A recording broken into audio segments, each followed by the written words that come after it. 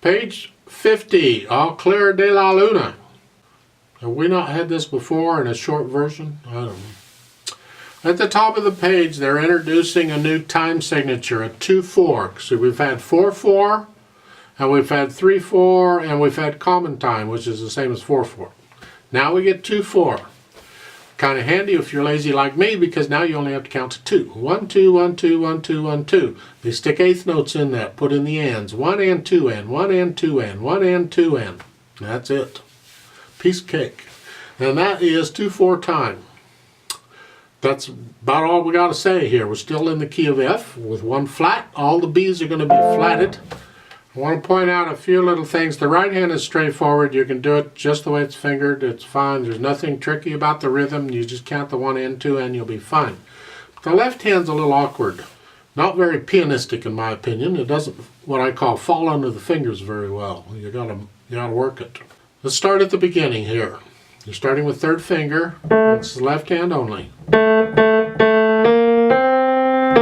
when you get to the third measure, look at that. They want a 1-3 for that chord. Well, I just put a second finger on the B flat. Now I got to put a 1-3. It's kind of awkward. It's doable, but it's awkward. And then a 1-5. And then a 1-3 again. You may have to practice that. So go very carefully for the last 3 measures in the first line. It's there. Then here. And then here. And then here. And here. Just do the best you can with it. With practice it'll get a little less awkward, but it is awkward, period. It's just plain awkward. Second line is no better. Third line, look at this. We have, well, you're coming off of this from the measure before the third line. Now on the third line they want a 2-5 on a B natural and an F. Doable. And that's tied, so you're going to hold that down for 4 counts. And then you're going to play the last 2 measures there. And then the last measure, they're saying a 4-1 for the E, B flat. No, that doesn't work.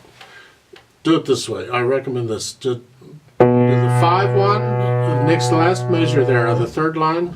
5, 2, and then for the half note, do a 3-1.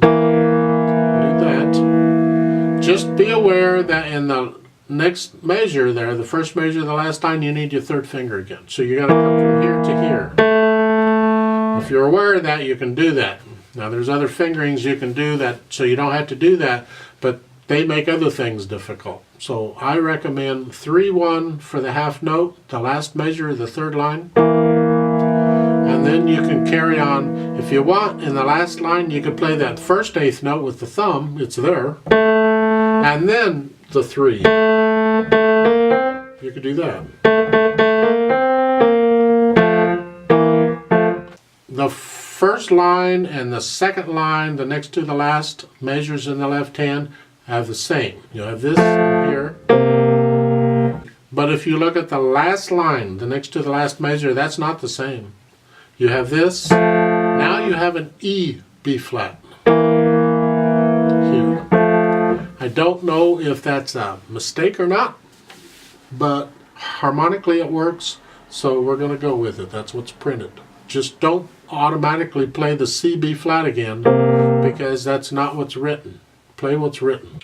Now, this is an arrangement, so if you want to rearrange it, you're welcome to do so, but please don't rearrange it until you can play it the way it's written, because if you change something, you need to know you changed it. So if you don't learn it the way it's written first, you'll be changing stuff. You have no idea what was written. You're just doing your thing, which is fine if that's what you want. But I still encourage you to try and be accurate and learn it the way it's written first. And that's pretty much it for this piece. Let's try this out slowly so we can check our notes and rhythms and all. 2/4 times, so I'm just going to give us 2 counts. So you're starting here and here and here. Ready and go, and.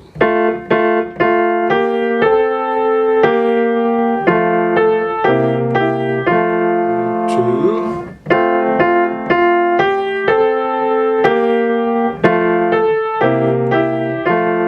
2,